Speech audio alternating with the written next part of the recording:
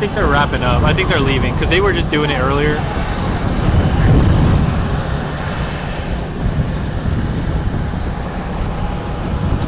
And we won't be able to do anything about the wind, so that's the wind gate on there should be able to filter mostly everything out. So you're good. Just to keep an eye out for Briana Guerra and to please understand, I know a lot of people are not aware of how mental illness can affect certain individuals, so if she is ignorant or not making sense, just please keep that in mind. I have seen some comments from, individuals that state, well, if Briana was spotted, why was she saying this and not crying for help? Just please keep in mind that right now she is in a mental health crisis, so she may not be making sense and can't make the clearest of decisions at this time, but we just want her home safe, so our best concern and our utmost worry is just for her to return safely home.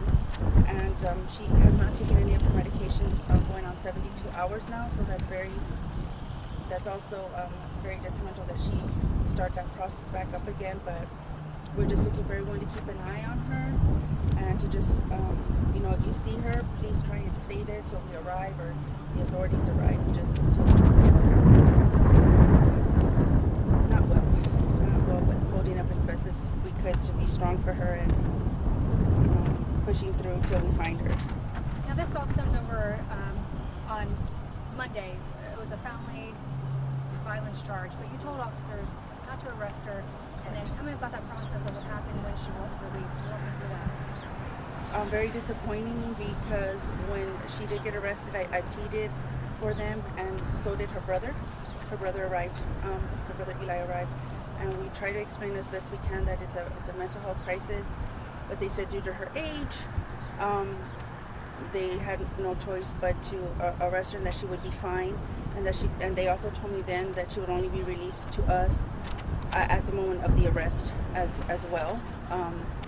So very, very disappointed that she was released, and then having well documented that she was off her meds and during an episode of her mental illness, and just releasing her like that as a minor, especially in that side of town, which is pretty dangerous. Now, we are getting some leads. Walk me through that. Yes, we appreciate the public's help. We're getting several leads, and a lot of them have been very credible. So we're currently working on those leads, and the investigators are right on top of it. Where was she last seen? And I know you talked to me, if you're able to talk about it, that she's seen with another gentleman. That's what our understanding is. So just right now, they just want to focus on her for certain reasons. But yes, so the last sighting, I believe, was somewhere by Pearsall and the Southside area. So we're currently focusing there. You're putting flyers up around everywhere. This whole area. Yes, yesterday, my son's family members and my family members and Gable's family members, we all were putting these downtown and surrounding areas, the Riverwalk, the River Center Mall, everywhere downtown that she may have been seen as well. And this is not like her at all? Or has she done this before, but what makes this different? It makes this different because last time when she ran away from home, it was under different circumstances, and she wasn't in a mental health episode as well. And it's the more time had passed, I guess, with everything going on, especially with losing her brother, that's when her mental illness started to escalate, unfortunately. But it's to be understood. I mean, to have such a tragedy in your family, it's hard to go back to being the same as you were, Yeah, absolutely. I mean, you're still dealing with that grief as well as your daughter. And she's so young, and it's tough. It's the high school year, so Absolutely. it's really tough on her. So, and it's different because she's off her meds this time, and she was suffering a mental health episode. So that it's a completely different situation, and she didn't leave on her own will. She was just told, that she was released. So, Right. yeah, it's a different situation. Now, Dad, is there anything else you want to add? I know you had some issues with how this was handled. Talk to me about that. I pretty much called the magistrate in Bexar County Jail all day Sunday, and Monday night I was there, and we explained, she had been without her meds going on a little over 24 hours, and I was told since she was 17 she wouldn't be released without a parent with a photo ID being there. They said she had about 4 more hours to go before she was released. So I went home, woke up in the morning, went to the jail very next morning, only to be told she was released. So I saw the statement Javier Salazar made, and he made it seem like that wasn't a rule. And apparently that rule is only for nighttime. I was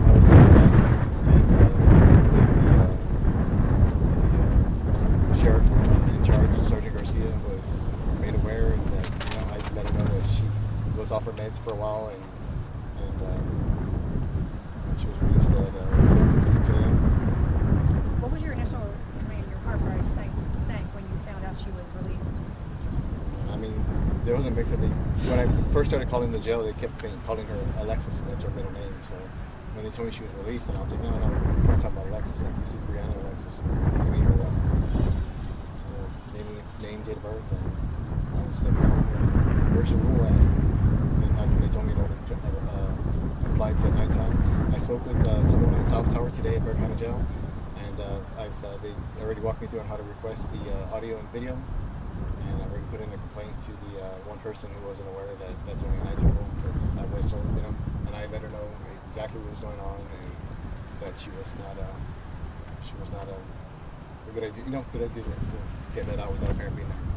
There was some accountability for this. Oh, definitely, yes. Most definitely.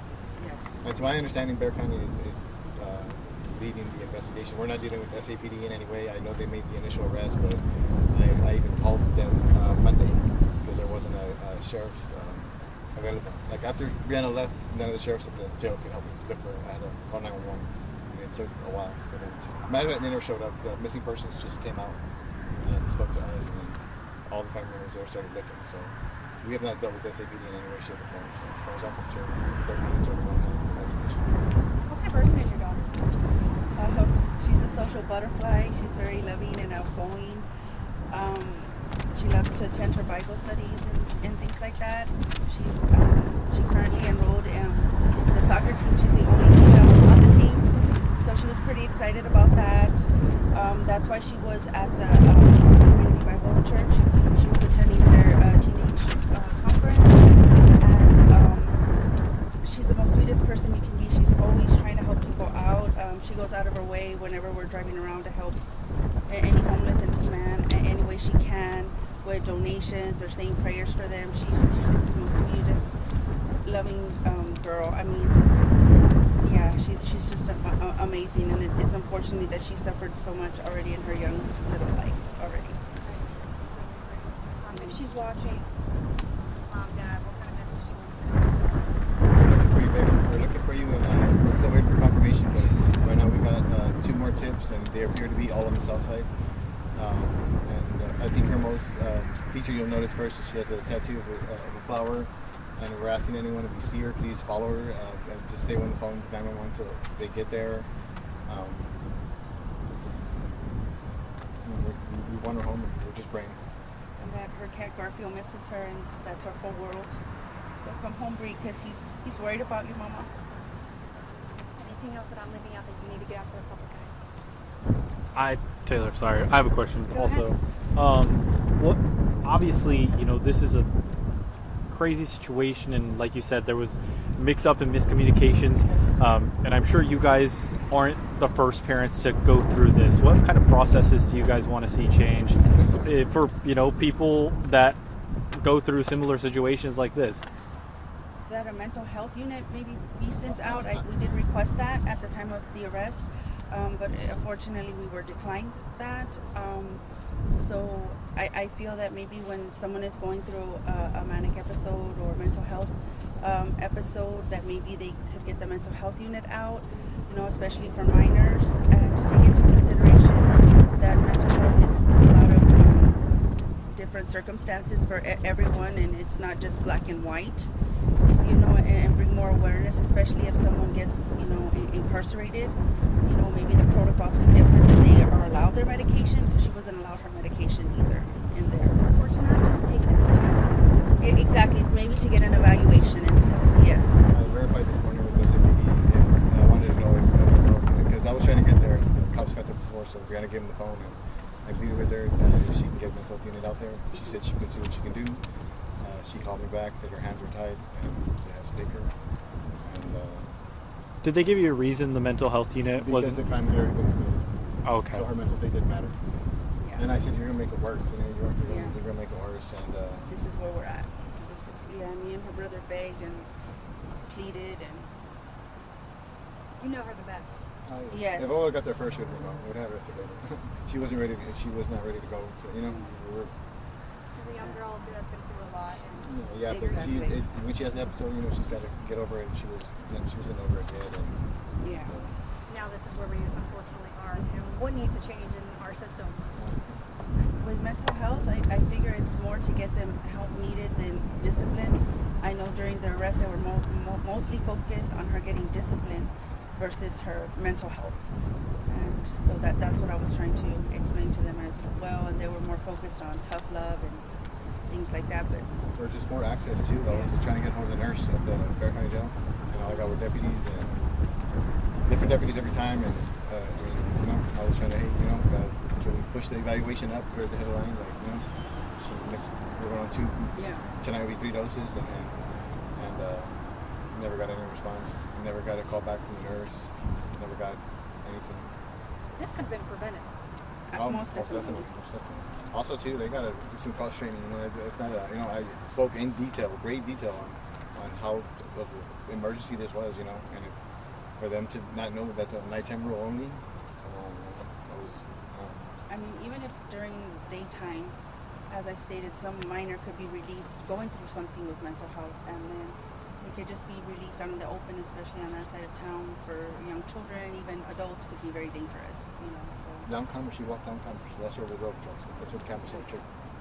So, yeah, I really think there should be some. She's a baby out there. Exactly. Yeah. Ethan, do you have any more questions? You guys have Nope. anything else? We got it all out of you. And I appreciate you taking this time.